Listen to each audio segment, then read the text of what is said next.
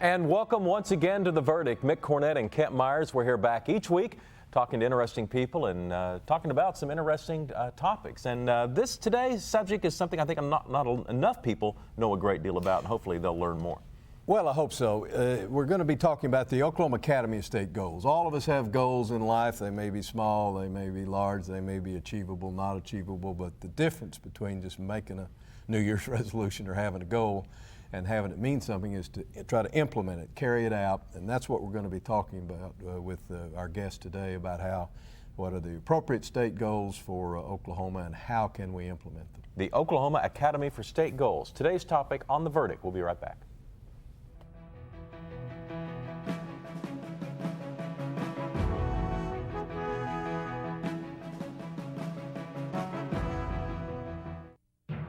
Every day America uses clean-burning natural gas instead of coal or oil is a day of victory for our environment. That's why Chesapeake chose to explore for natural gas exclusively, and we've never looked back. Because natural gas burns twice as clean as oil or coal, and reducing carbon emissions to combat potential global warming is every bit as urgent as cutting our dependence on energy imports. As America's #1 driller of new gas wells, Chesapeake is moving fast to find untapped reserves of natural gas here at home.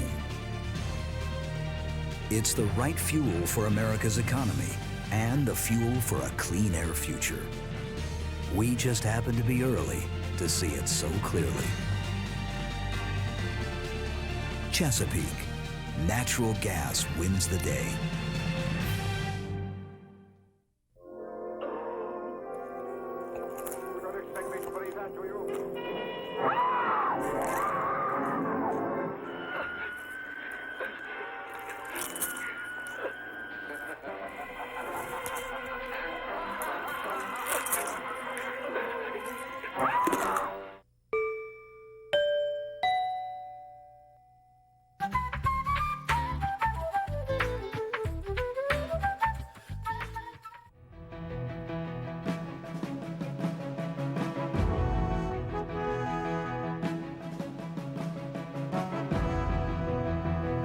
And welcome back to The Verdict. Mick Cornett with Kent Myers, and Kent's going to introduce today's guests. Today we're really thrilled to have two guests to talk about the Oklahoma Academy of State Goals. On my right is Julie Knutson.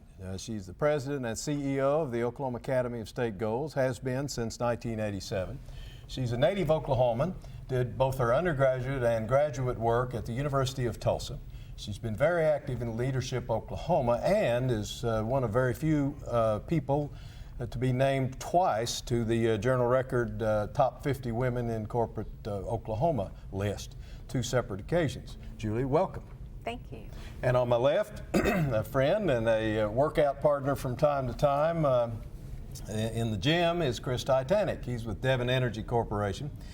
He's also involved heavily in the Oklahoma Academy of State Goals. He did his undergraduate and law work at the University of Oklahoma College of Law for his law degree. And undergraduate, he joined that fraternity that didn't invite me, Mick. It's called Phi Beta Kappa. Oh yeah, is that right? Yeah, they missed I missed that phone call too. Did you? Yeah, well, we just have to keep going. Chris is involved in the legal department at Devon. He's involved in many civic and cultural activities, and he has brought two special guests, which I doubt you will see, but I want to acknowledge their presence today. Taylor and Madison are here. We're glad that you ladies could join us, Chris's daughters. Chris, welcome. Thank you very much, Glad Kent. to have you. Thank you. For the uninitiated, Julie, what is the Oklahoma Academy for State Goals? Can you briefly trace the history to get us to where we are today? The Academy is, I think, often fondly referenced as a think tank, but it goes well beyond that into an action organization. It was founded, lo and behold, 1967 by then Governor Henry Bellman. And it was founded really based on an organization in Arizona that Governor Bellman had visited, the Arizona Academy for State Goals. Basically, it is an organization that looks at issues facing the state, does research on those issues, and then through a very collaborative and participative town hall conference develops recommendations for the state of Oklahoma in those given areas.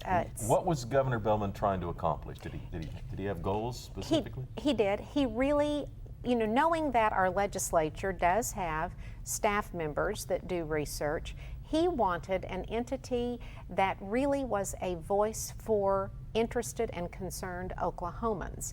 So he wanted the citizen involved and weighing in on what their state needs to look at, needs to focus on, and then needs to do. Julie, how many members do you have in the Academy, and how does one become a member of the Academy? We have about 670 members across the state of Oklahoma, and anyone who is interested in being aware of and involved in public policy and community action issues can join the Academy. The other way to become a member is to participate in our town hall conference, and then if you weren't already a member of the Academy, after that participation you have a membership for a year. There's a charge.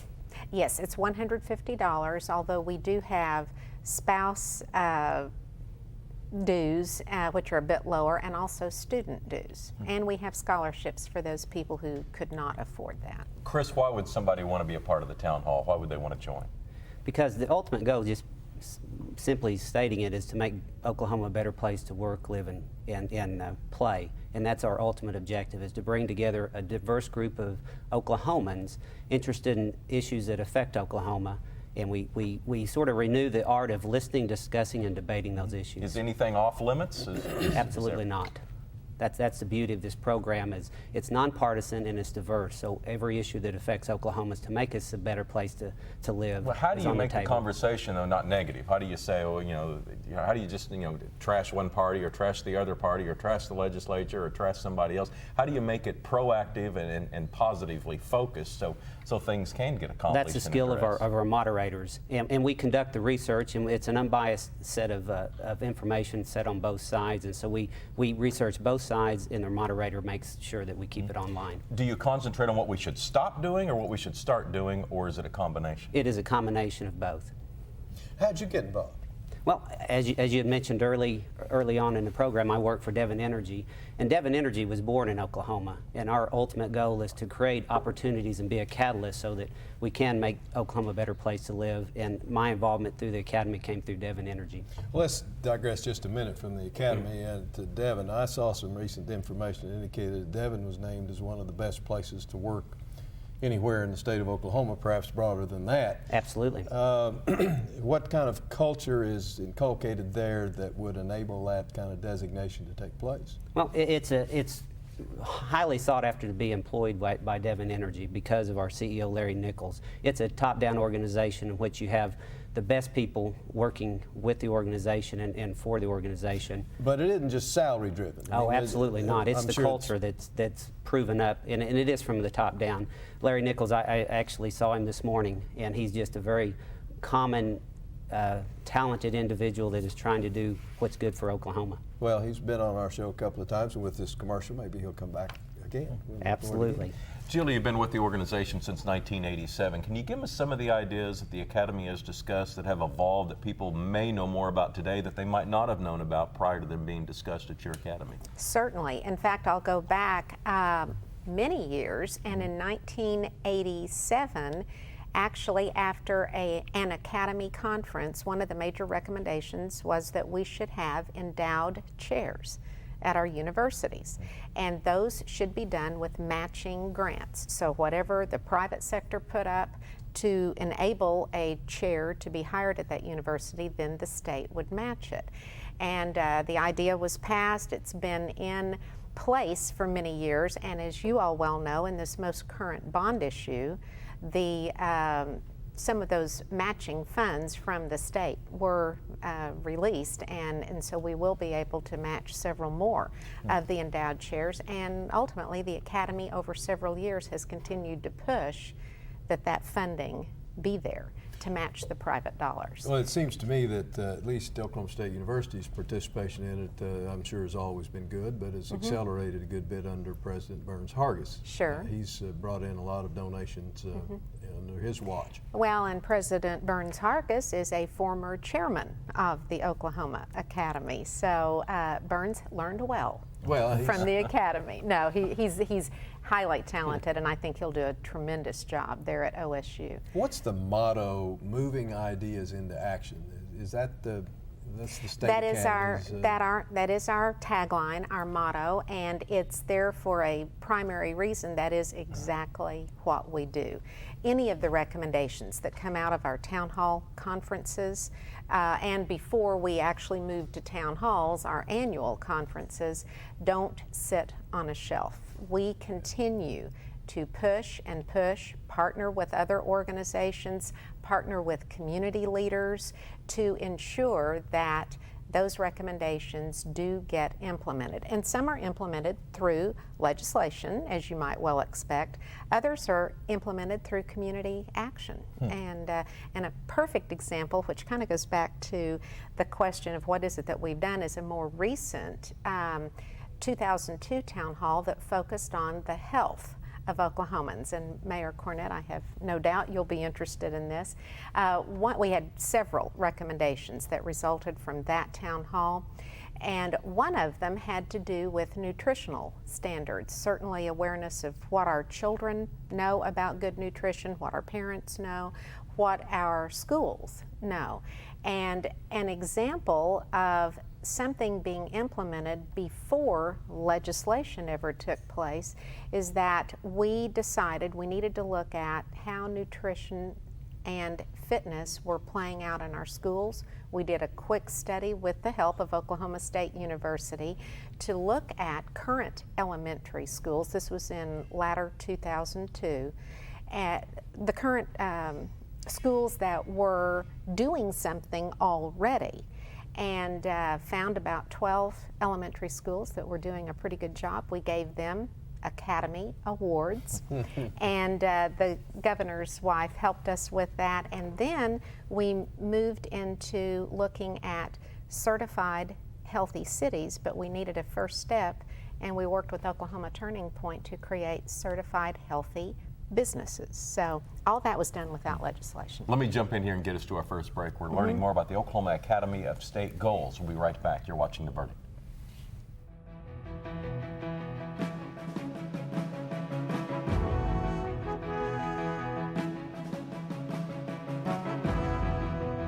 Home values are down in some states, but not in Oklahoma.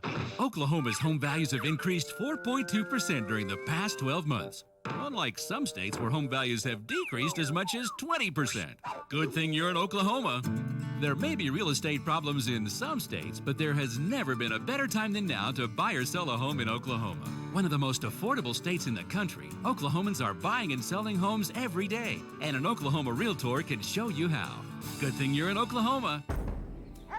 Okiwani is an Indian name for a place where children play.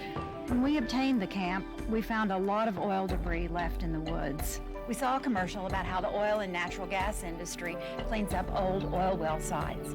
We called the OERB, and they agreed to remove tons of concrete and steel. It didn't cost us a thing.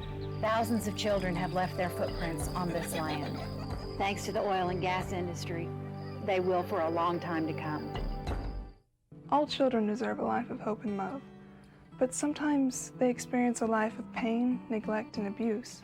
When that happens, each child deserves all the quality assistance and representation that can be offered in our legal system. For more information, call 23-CHILD. Oklahoma Lawyers for Children, helping to bring hope and love back to the lives of abused children.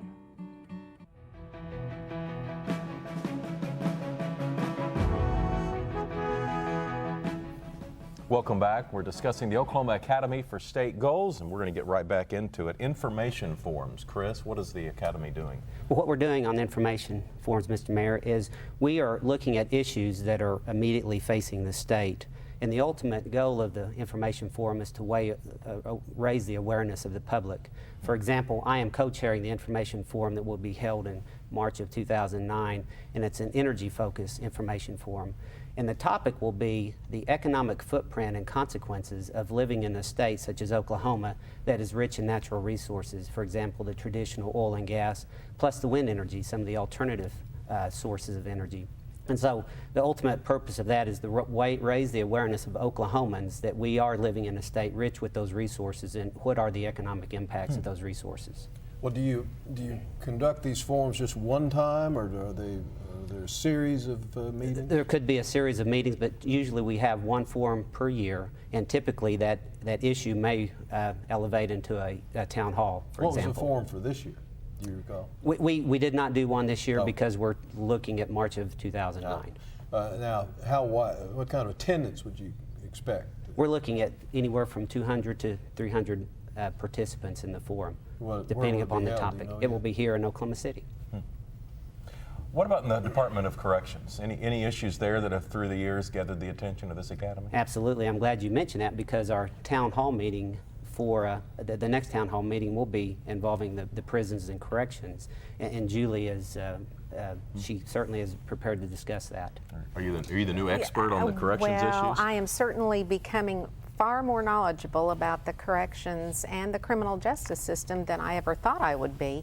Our town hall in October, late October of this year, will actually look at what can be done to do several things, really. To perhaps address the manner in which we incarcerate people, to look at community sentencing, alternative sentencing, seriously to look at the problems that we have as, I think, the state with the highest number of incarcerated women, to look at what happens to the children of these people who are in prisons across the state. And also to look at how can we reduce some of the costs that is incurred by trying to house the number of prisoners that we have. So I think that when you consider how much money we spend trying to make sure these people stay in prison or stay the entire length of time that that it's been determined they stay, versus how much we spend on a person to go to college or to keep our colleges, universities, our public schools open, it's pretty amazing. So we'll have people who actually participate and have a research document prior to the town hall. They're asked to do some homework, and then they will collaborate over a 2.5-day period to come up with the recommendations that the state ought to consider. Who will do that? When you say some people will be asked, are they paid staff of the academy, or are they volunteers, are they members? No, these would be people who have filled out. We go through a couple of processes before we get our participants for a town hall.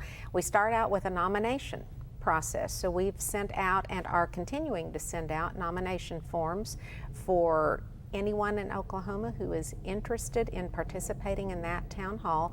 They can self-nominate or nominate other people that they think would be good participants. Once we get a pool of nominees, we look at the census data, and making a long story short, we look at the socioeconomic level, ratio of men to women, our cultural diversification, and we invite 150 people to participate in the town hall, which then really gives us a smaller demographic picture of Oklahoma in those participants. On top of that, we add 10 university students that we scholarship because they are the future of this state, and then we invite legislators from both parties, both sides of the aisle, to participate. So we end up with around 200 people.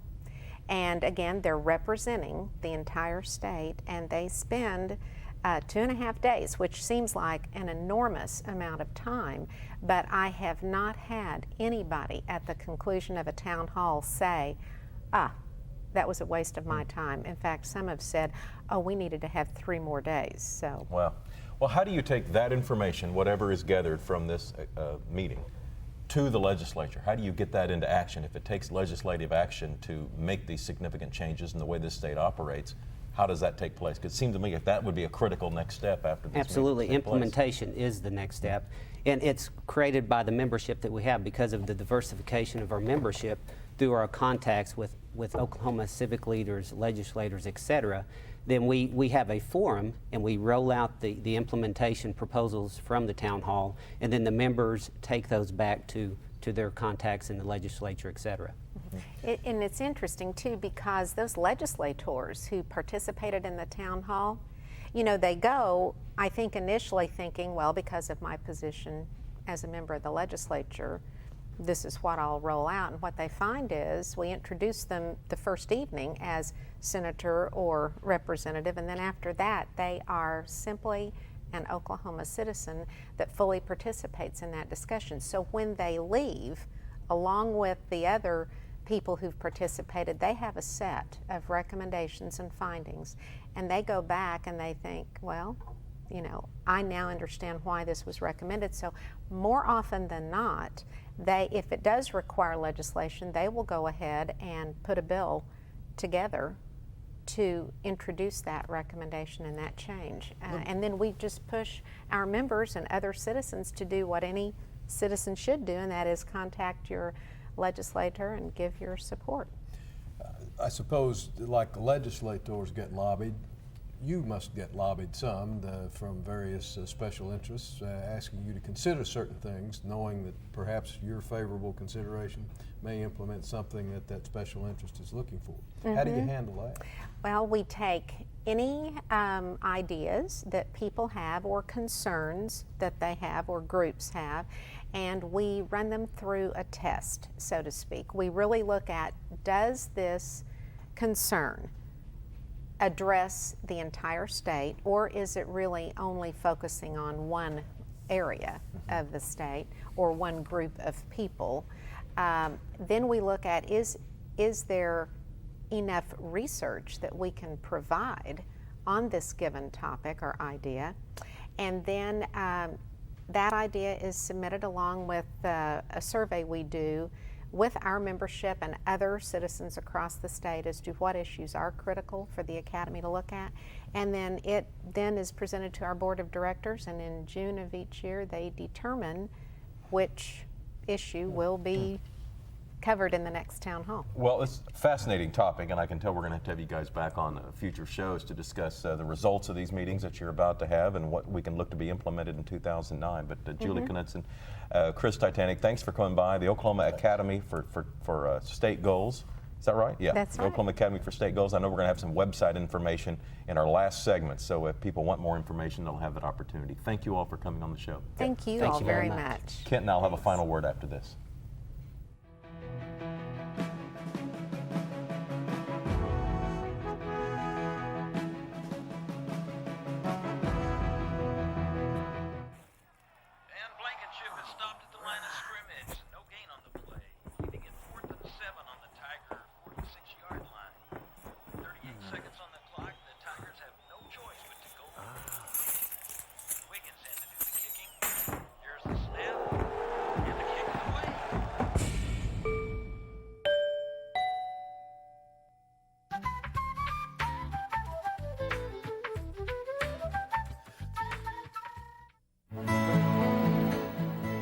The good life comes naturally to Tulsa, where nature's beauty is matched with an eye for aesthetics.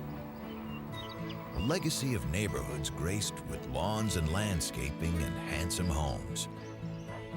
A place that seems to have patented an ideal lifestyle.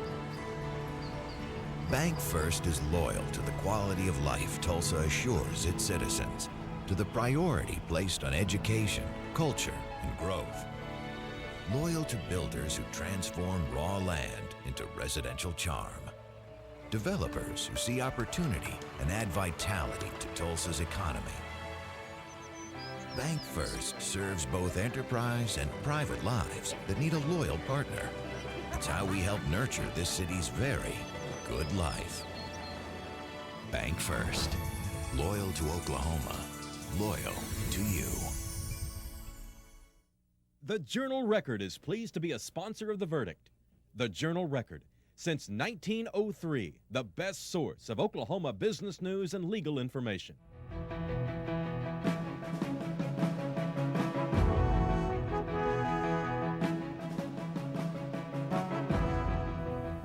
Welcome back to The Verdict. We're wrapping up a show on the Oklahoma Academy for State Goals. And I know I learned a lot. I hope our viewers did as well. Well, I did too, and I was really unaware, I have to confess, should have been aware but was not, of the Academy's reach and what its mission is and how it goes about determining what is important to Oklahomans.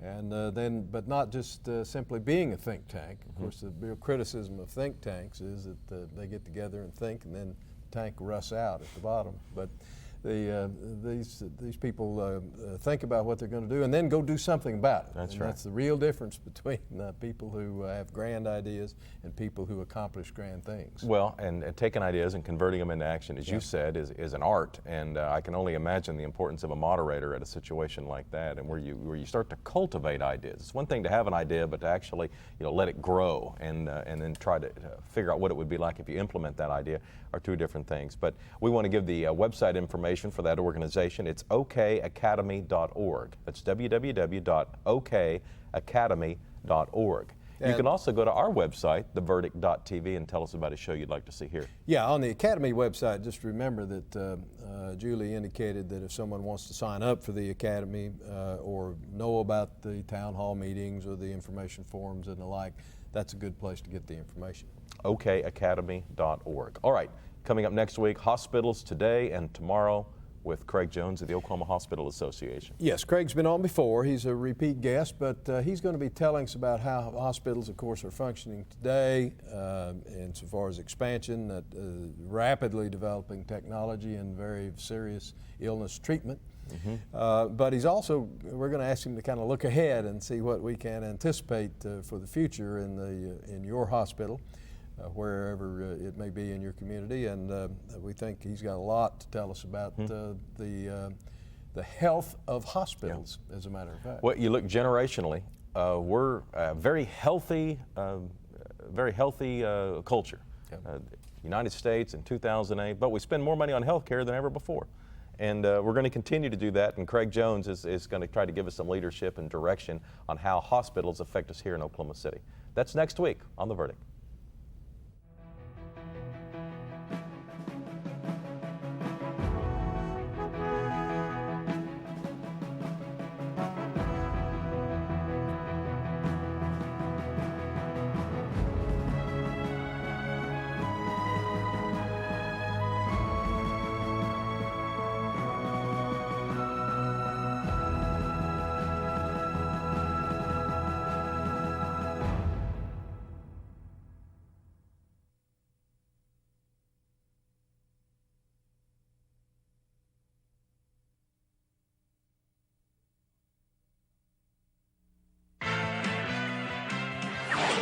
The preceding program was produced exclusively for the Cox Channel.